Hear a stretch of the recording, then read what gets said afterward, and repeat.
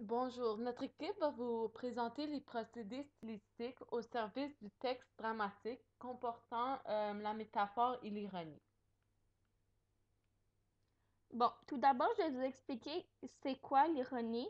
Bon, l'ironie fait entendre le contraire de ce que l'on dit, dans le but de faire rire de quelque chose ou de quelqu'un, alors on veut se moquer de quelqu'un, alors c'est une moquerie.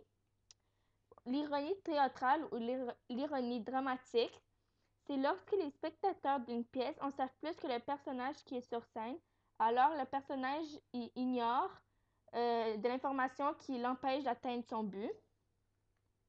L'ironie comique, c'est l'ignorance d'un personnage et source de malentendus, de jeux de scène, etc. Exemple pour cette sorte d'ironie, c'est la pièce Le malade imaginaire. Puis cette pièce, en fait, elle raconte l'histoire d'un personnage qui est malade et qui est entouré de médecins qui lui font croire qu'il est plus malade de ce qu'il est vraiment pour s'enrichir. Aussi, sa femme le soignait, mais en réalité le voulait mort car elle voulait son argent. Mais sa servante fidèle, un jour, s'est déguisée en médecin et ironisait la science des médecins. Puis c'est là qu'on retrouve cette ironie, ces ironies comiques dans la pièce. Bon, l'ironie tragique, c'est les efforts d'un personnage qui produisent exactement le contraire de ce qu'il espérait. Alors, c'est seulement le public qui connaît vraiment qu'est-ce qui s'est passé et le personnage, lui, il ignore tout. Bon, j'ai un exemple pour vous, c'est le récit d'Oedipe. Bon, le récit d'Oedipe, Oedipe est un enfant abandonné et recueilli par un couple qui est qui a plus tard tué un vieillard sans savoir que c'était son vrai père et a épousé sa mère sans le savoir et en devenant le roi de la cité, il a appris que c'était sa mère. Bon, c'est une ironie tragique parce que le spectateur sait qui est Oedipe et ce qui va lui arriver, alors que Oedipe, lui, il ignore tout de la vérité, il sait pas qu'est-ce qu'il a fait. Et Oedipe, il mène l'enquête pour retrouver c'est qui a tué son père, mais lui, il sait pas que dans le fond, c'est lui-même qui a tué son père.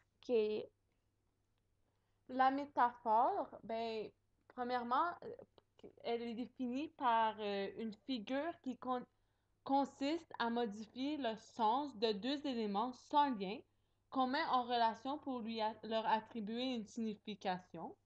Puis, c'est le même principe que la comparaison, mais la seule différence, c'est que la métaphore, elle fusionne les deux éléments sans utiliser de comparatif.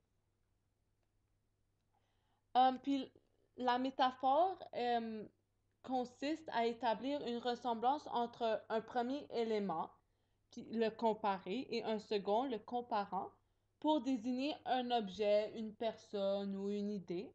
Puis un exemple que je peux vous donner pour la composition d'une métaphore, c'est une avalanche d'applaudissements.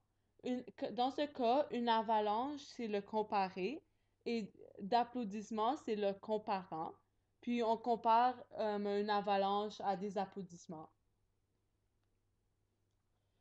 Puis les métaphores à l'oral sont surtout utilisées pour exprimer des sentiments envers des éléments naturels comme le temps ou la nature, ou dans les situations de la vie courante. Ici, j'ai un exemple de métaphore de temps. C'est il pleut des cordes. Puis aussi une métaphore comme dans la vie courante, comme imaginez-vous que vous êtes après une séance de remue-ménage. Là, on peut utiliser cette métaphore, j'ai le cerveau qui fume, comme métaphore de vie courante. Alors maintenant, les aspects qui ont en commun l'ironie et la métaphore, c'est que dans les deux cas, ce sont des procédés utilisés pour mettre en valeur ce que veulent exprimer les personnages. Puis ce sont des figures d'opposition. La métaphore, elle met ensemble deux éléments opposés. Puis l'ironie, elle consiste à dire ou faire le contraire de ce qu'on veut entendre. Merci beaucoup. Au revoir.